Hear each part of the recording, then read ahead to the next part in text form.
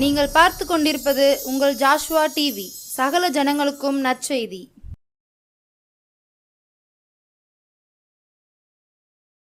புது எண்ணெயால் புது பலத்தால் புதிய கிருபையால் என்னை நிரப்பும். அல்லேலூயா அல்லேலூயா அல்லேலூயா அல்லேலூயா அல்லேலூயா. நன்றி பிதாவே, கோடி சோத்திரங்கள். பரலோக தந்தையே நன்றி சொல்லுங்க. கிருபைக்காய் இறக்கத்துக்காக தோத்துறோம். பரிசுத்த ராஜா, அடிமையை மறத்து பேசுங்கப்பா. ஆண்டவர் கரம் கூட இருக்கட்டும், பெரிய அதிசயம் நடக்கட்டும், பாதுகாத்துக்கொள்ளுங்க. இயேசுவின் நாமத்தை ஜெபிக்கிற பிதாவே, ஆமென். Thank you Jesus. அல்லேலூயா. நாம் வேதத்தில் வாசிக்கும் பொழுது 1 ராஜாக்கள் புஸ்தகம் 17ஆம் அதிகாரம் 6ஆம் வசனத்தில் சொல்லப்பட்டிருக்கிறது. இங்கே காக்கா ஊழியம் செய்திருக்கு. காகம் ஊழியம் செய்திருக்கு. எவ்வளோ பெரிய ஊழியம் பற்றியளா. காகம் யார் கையில் இருந்தாலும் பிடிங்கி தான் திங்கும். ஆனால் இந்த காகம் என்ன செய்து ஊழியம் செய்திருக்கு. சோத்திரம். பெரிய ஊழியக்காரங்க. சோத்திரம். கழுதையிட்டு பார்க்கும்போதும் ஊழியக்காரங்க தான் இருக்காங்க. அந்த மீனை பார்க்கும்போதும் அதுலேயும் ஊழியக்காரங்க தான் வர்றாங்க. எவ்வளோ பெரிய ஊழியக்காரங்களுக்கு இந்த மீனும் கழுதையும் ஊழியம் செய்திருக்கு. அதை பார்த்துருவோம். அடுத்தால காக்கா என்ன ஊழியம் செய்திருக்கு, காகம் அப்படி சொல்லி நம்ம பார்க்க போகிறோம். இதெல்லாம் நம்ம பார்த்தா உண்மையிலே நம்ம ஊழியம் செய்யாமல் இருக்கவே கூடாது உலகத்தில். ஏசப்பா சீக்கிரம் வரப்போகிறார். அதனால் நம்ம முடிஞ்ச அளவு எந்த ஊழியமாவது ஆண்டவருக்காக செய்யணும். அப்போ தான் நம்மளை ஆசீர்வதிப்பார். நீர் பாய்ச்சலான தோட்டத்தை போலிருப்பாயே, பற்றாத நீரூற்றை போலிருப்பாயே. நீர் பாய்ச்சலான தோட்டத்தை போலிருப்பாயே, வற்றாத நீரூற்றை போலிருப்பாயே. வாழ்ந்திருப்பாயே, நீ செழித்திருப்பாயே. வாழ்ந்திருப்பாயே, நீ செழித்திருப்பாயே. வற்றாத நீரூற்றை போலிருப்பாயே, வற்றாத நீரூற்றை போலிருப்பாயே. வாழ்ந்திருப்பாதே, செழித்திருப்பாயே, வற்றாத நீரூற்றை போலிருப்பாய். நம்ம ஆண்டவருக்காக ஊழியங்களை செய்யும்போது கர்த்தர் நம்மளை அப்படியே ஆசீர்வதித்து உயர்த்த உண்மையுள்ள தேவனாய் இருக்கிறார். நம்ம பறவைகளை பார்த்து பார்த்து ஆண்டவருக்கு ஊழியம் செய்யணும் அப்படி சொல்லி வைராக்கியத்தை கொண்டு வரணும். ஏதோ கேட்டோம், செய்தி நல்லா இருந்தால் அப்படி கிடையாது. அந்த செய்தி நிமித்தம் நான் மனம் திரும்பி இருக்கிறேன்னா அப்படின்னு சொல்லி நீங்கள் யோசித்து மனம் திரும்பணும். பாருங்கள், 1 ராஜாக்கள் 17ஆம் அதிகாரம் 6ஆம் வசனம் சொல்லப்பட்டிருக்கிறது. காகங்கள் அவனுக்கு விடிய காலத்தில் அப்பமும் இறைச்சியும் சாயங்காலத்தில் அப்பமும் இறைச்சியும் கொண்டு வந்தது. தாகத்துக்கு அந்த தண்ணீர் ஆற்றி தண்ணீரை குடித்தான். எலியா பெரிய ஊழியக்காரர். எலியா 450 பாகால் தீர்க்கதரிசி முன்பாக அக்கினியை வரவழைச்சு கர்த்தரே தேவனை நிரூபித்து காட்டணும் ஒரு பெரிய ஊழியக்காரர் எலியா. இந்த எலியா பாருங்க, ஆண்டவர் சொல்கிறாரு, ஒரு நாளில் போய் மகனே நீ கேரித் ஆட்டங் அண்டையில் ஒழித்து கொண்டீரு அப்படி சொல்லிட்டார் ஆண்டவர் எலியாவை பார்த்து. பாருங்க, நீ இவ்விடத்தை விட்டு கீழ்த்திசையை நோக்கி போய் யோர்தானுக்கு நேராக இருக்கிற கேரித் ஆட்டண்டையிலே ஒழித்து கொண்டு இரு. ஆற்றில் ஒழிச்சுக்க அப்படின்னு சொல்லிட்டார். சோத்திரம். பாருங்க,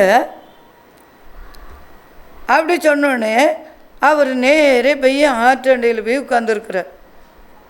ஒழித்து கொண்டு இரு. அங்கே யார் சாப்பாடு கொண்டு வருவா அப்படின்னு ஆண்டவருக்கு தெரியுது. பற்றிகளா, சாப்பாடு யார் கொண்டு வருவா? அந்த காட்டுக்களை அந்த கேரியத்தை ஆட்டங்க எல்லாம் ஒழித்து கொண்டு வர சொல்கிறாரு. எப்படி சாப்பிடுவார்?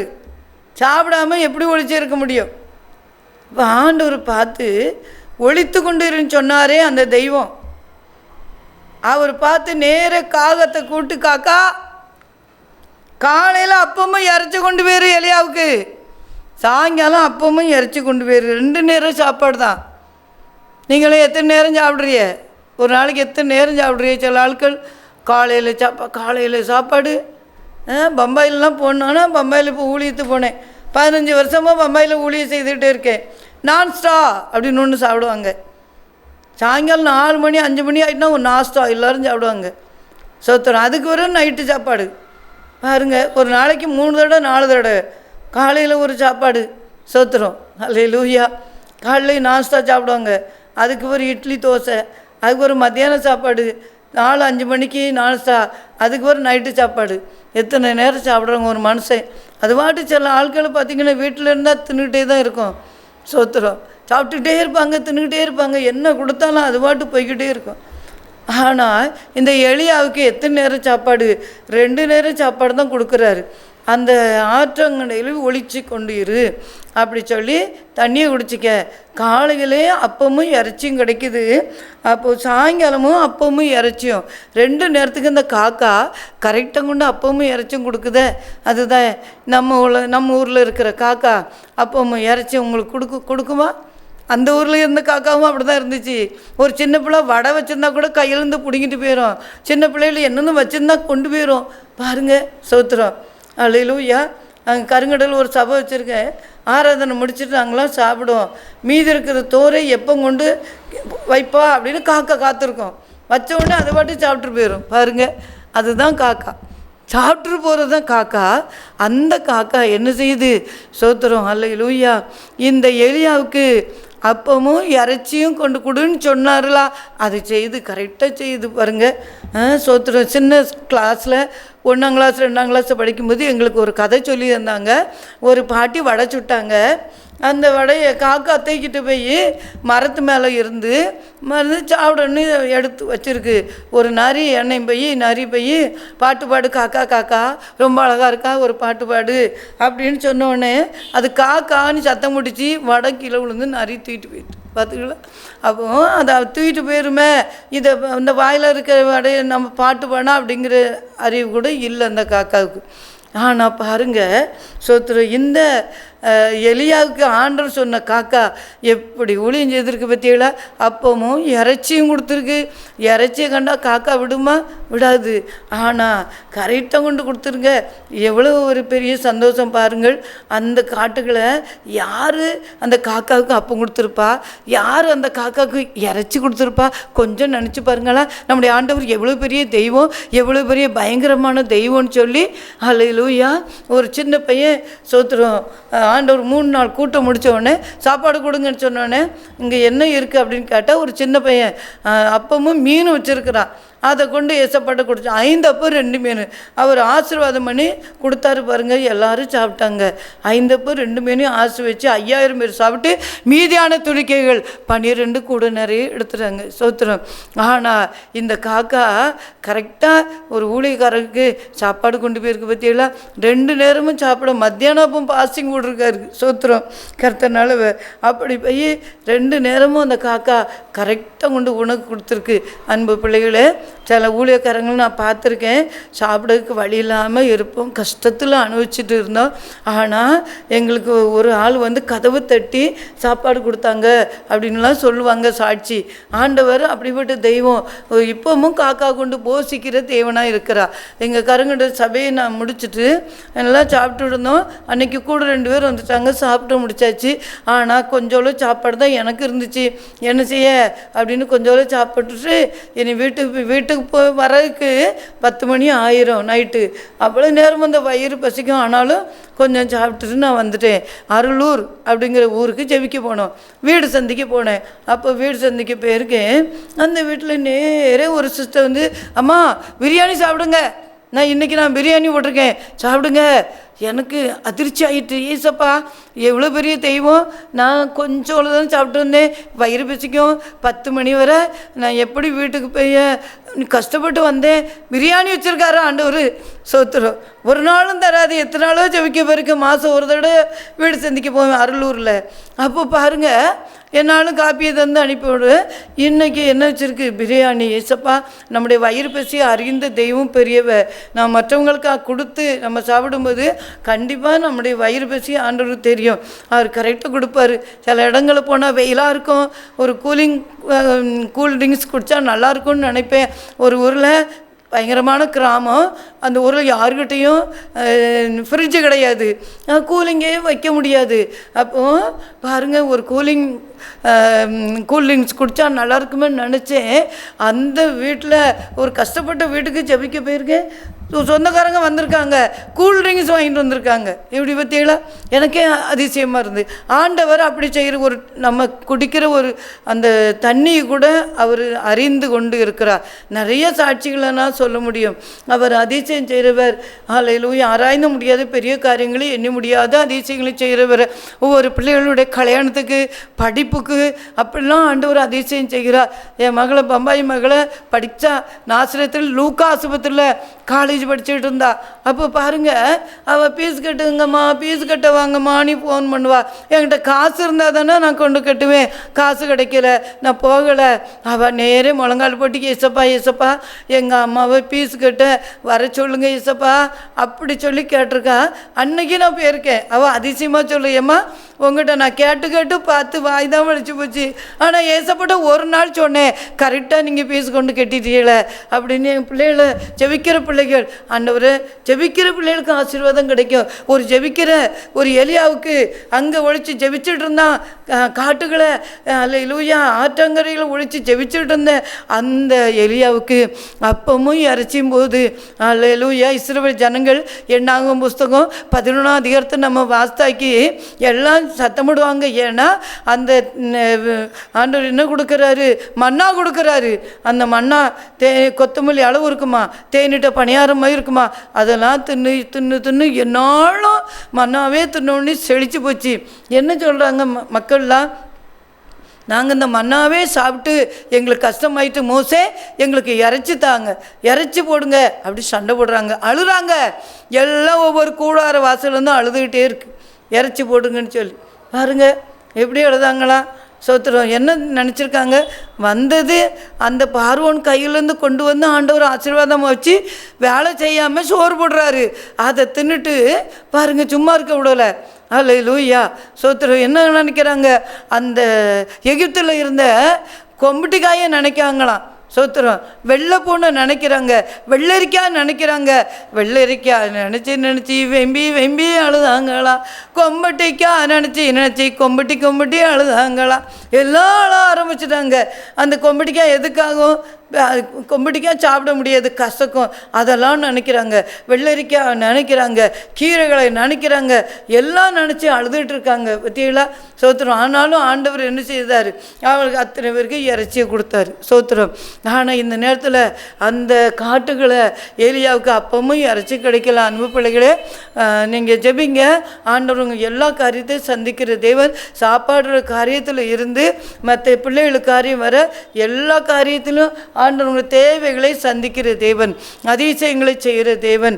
பாருங்க, அற்புதம் செய்திருக்கிறார். விடிய காலத்துக்கு அப்பமும் இறைச்சி கொண்டு அழகாக கொடுத்துருக்கு. அந்த தேசத்தில் மழை பெய்யாதபடியால் சில நாளுக்கு பின்பு அந்த ஆறிலே ஆறு வற்றி போட்டு தண்ணி குடிக்கிறதுக்கு இல்லை. அதனால் எலியா எங்கே போகிறாரு பாருங்க, சீதோனுக்கு அடுத்த சாரிபாத் ஊருக்கு போய் அங்கே தங்கியிரு, உன்னை பராமரிக்கும்படி அங்கே இருக்கிற ஒரு விதவிக்கு கட்டளையிட்டேன் அப்படி சொல்லிட்டார். பற்றிங்களா. விதவை வீட்டுக்கு அனுப்புகிறார் ஏசப்பா. அல்லேலூயா. பாருங்க, ஆண்டவர் எங்கே போய் ஏசப்பா தங்கினாங்கன்னா, தாயும் தகப்பனும் இல்லாத மார்த்தாள், மரியாள், லாசரு 3 பேர் 3 பிள்ளைகள் தான் சோறு பொங்கி சாப்பிட்டு இருந்திருக்கு. அங்கே போய் தான் ஏசப்பா தங்கினார். விதவி வீட்டுக்கு தான் அனுப்பியிருக்காரு, பணக்காரன் வீட்டுக்கு ஊழியக்காரன்னு அனுப்பலை. நாளை கஷ்டப்பட்ட அந்த விதவி வீட்டுக்கு போய் நீ என்ன செய்ய சோத்திரம் அப்படின்னு சொன்னார். அங்கே உனக்கு சாப்பாடு தர பராமரிப்பே சொல்லி அந்த விதவிட்ட போய் கேட்ட உடனே அவ சொல்கிறா, அங்கே ஒரு விதவி விரைவி பொறுக்கி கொண்டிருந்தாள், விறகு பெருக்கி கொண்டிருந்தாள். அவன் அவளை பார்த்து கூப்பிட்டு, நான் குடிக்கிறதுக்கு கொஞ்சம் தண்ணி ஒரு பாத்திரத்தை எனக்கு கொண்டு வா என்றார்.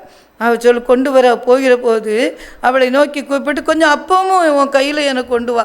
பாருங்க இல்லையா, சொத்து தண்ணி கிடையாது, அதனால ஆண்டவர் போய் சொல்லிட்டார். அதுவரை காக்கா அப்பமும் இறைச்சியும் கொடுத்துருக்கு காகம், அதுக்கு வர கொடுக்கல. அவர் சாரி பார்த்து விதை விட்டு போய் சொல்லிட்டார்ல. உடனே அவர் சொல்கிறா, அந்த 2 அப்பத்தை தேசத்தில் பஞ்சம், எங்கிட்ட ஒன்றுமே கிடையாது, பாத்திரத்தில் மாவு கிடையாது, எண்ணெய் கிடையாது, கொஞ்சம் தான் இருக்குது. நாங்கள் 2 பேரும் சுட்டு தண்டு என் மகனும் நானும் செத்து போனோம் அப்படின்னு விறகு பறிக்கிட்டு இருக்கேன் அப்படின்னு சொல்கிறாரு. உடனே என்ன சொன்னார் தெரியுமா? சோத்திரம், அல்லேலூயா அல்லேலூயா. அவள் ஒரு அப்பமும் கொண்டான்னு சொன்னோடனே கொண்டு வர போகிற போது அவளை நோக்கி கூப்பிட்டு, கொஞ்சம் அப்பமும் உன் கையில் எனக்கு கொண்டு வா என்றார். அதற்கு அவள், பானையிலே ஒருபடி மாவும் கலசத்தில் கொஞ்சம் எண்ணெயுமே இல்லாமல் என்னிடத்தில் ஒன்று, முதலாவது ஒரு அப்பத்தை கொண்டு வா. உடனே முதலாவது ஒரு அப்பத்தை கொண்டு அழகாக சுட்டு அந்த ஊழியக்காரன் கொடுக்கா. நீங்கள் கொடுப்பீங்களா அன்பு பிள்ளைகளை? எவ்வளோ பெரிய விதவை. அந்த விதவை அந்த கஷ்டத்தை மத்தியிலும் அதில் இல்லை, தின்னுட்டு செத்து போன்னு நினைக்கும்போது ஒரு வேளை நம்ம நினச்சிருவோம், அவளை சாப்பிடாம இப்படி அதை சாப்பிட்டு சாகலான்னு நினச்சேன், இவர் கேட்குற அப்படி சொல்லி இப்போ இருக்க பெண்கள்லாம் ஊழியக்காரங்களை திட்டி கூட விடுவாங்க. அல்லேலூயா. நான் அந்த ஊழியக்காரர் கேட்ட உடனே அதை அப்பத்தை கொண்டு முதலாவது அப்பத்தை சுட்டு கொண்டு கொடுத்தா பாருங்க, அவர் எவ்வளோ பெரிய ஆசீர்வாதம் சொன்னார். கலசத்தில் எண்ணெய் குறையாது, பாத்திரத்தில் மாவு குறையாது அப்படின்னு ஒரு ஆசீர்வாதத்தை கொடுத்தாரு பாருங்க. அங்கே சாப்பாடு, அந்த எலியாவுக்கும் அவள் வீட்டில் தான் சாப்பாடு, அவள் சொந்தக்காரருக்கும் சாப்பாடு, எல்லாருக்கும் சாப்பாடு. ஸ்தோத்திரம். ஆண்டவர் சர்வ வல்லவர். அல்லேலூயா. அந்த தேசத்தில் கர்த்தர் தேசத்தின் மேல் மழையை கட்டளையிடும் நாள் மட்டும் பானையிலே மாசளவிழிந்து போவது இல்லை, கலசத்தில் எண்ணெய் குறைந்து போவதில்லை என்று இஸ்ரவேலின் தேவனாய் கர்த்தர் சொல்கிறார் என்றார். அவர் போய் அப்படியே செய்தார் பாருங்க. அவர் சொன்னதை செய்கிற தேவன். கர்த்தர் எலியாவை கொண்டு சொன்ன வார்த்தையின்படியே பானையிலே மாசளவிழிந்து போகவும் இல்லை, கலசத்தில் எண்ணெய் குறைந்து போகவும் இல்லை. அப்படி பெரிய ஆசீர்வாதம் கிடச்சிச்சு பாருங்கள் அன்பு பிள்ளைகளே. இந்த காகம் எப்படி ஊழியம் செய்திருக்கு? ஒரு எலியா ஊழியக்காரருக்கு அப்பமும் இறைச்சி கொடுத்த மாதிரி நம்ம வீட்டுக்கு வர ஊழியக்காரங்களுக்கு, ஜெபிக்க வர ஊழியக்காரங்களுக்கு நல்லா அப்பமும் இறைச்சி கொடுத்து பாருங்க. ஆண்டவர் உங்களுக்கு விசேஷமாய் ஆசீர்வதிப்பார். அந்த சர்வ வல்லமுள்ள தேவன் பயங்கரமான பராக்கிரமசாலி. அவர் ஆராய்ந்து முடியாத பெரிய காரியங்களை எண்ணி முடியாத அதிசயம் செய்கிறவர், காகத்தை கொண்டு போஷிக்கிற தெய்வம். அல்லேலூயா. உங்களை வழி நடத்த வல்லவராக இருக்கிறார். கண்களை மூடி ஜெபிப்போம் அன்பு பிள்ளைகளே. Thank you Jesus, thank you my Lord, thank you my master, thank you my father. கோடி சோத்திரங்கள் ஏசப்பா, நன்றி சொல்கிறேன். இந்த செய்தியை கேட்ட பிள்ளைகள் ஒவ்வொன்றையும் ஆசீர்வதிங்க ஏசப்பா. காகத்தை போல ஊழியக்காரங்களுக்கு அப்பவும் இறைச்சி கொடுக்க ஞானம் கொடுங்க. இந்த ஊழியத்தை செய்ய உதவி செய்யுங்க ஏசப்பா. அப்படி செய்கிறதுக்காக நன்றி சொல்கிறேன். பரலோக தந்தையே நன்றி. அருமையான இந்த ஊழியத்தை செய்கிற அருமையான ஐயாவுக்காக, ஜோசு ஐயாவுக்காக நன்றி சொல்கிறேன். பையனுக்காக நன்றி சொல்கிறேன். ஒரு மனைவி பிள்ளைகளுக்காக நன்றி சொல்கிறேன். குடும்பம் முழுவதும் தாழ்த்திரைப்பா, ஆசீர்வதிங்க. தெய்வக்கரம் பரிசுத்தக்கர கூட இருக்கட்டும், அதிசயம் நடக்கட்டும்ப்பா. இந்த பிள்ளைகள் இந்த செய்தியை கேட்டு சும்மா காதல் விட்டு போயிடக்கூடாது. மனம் திரும்பி காக்காவை போல ஊழியத்தை செய்யணும், கொடுத்து ஊழியம் செய்யணும், ஊழியக்காரங்களை தாங்கணும். அப்படிப்பட்ட கிருபை கொடுங்க, ஆசீர்வதிங்க. கிருபை தாங்கட்டும். இயேசுவின் நாமத்திலே ஜெபிக்கிறோம் நல்ல பிதாவே. ஆமென்.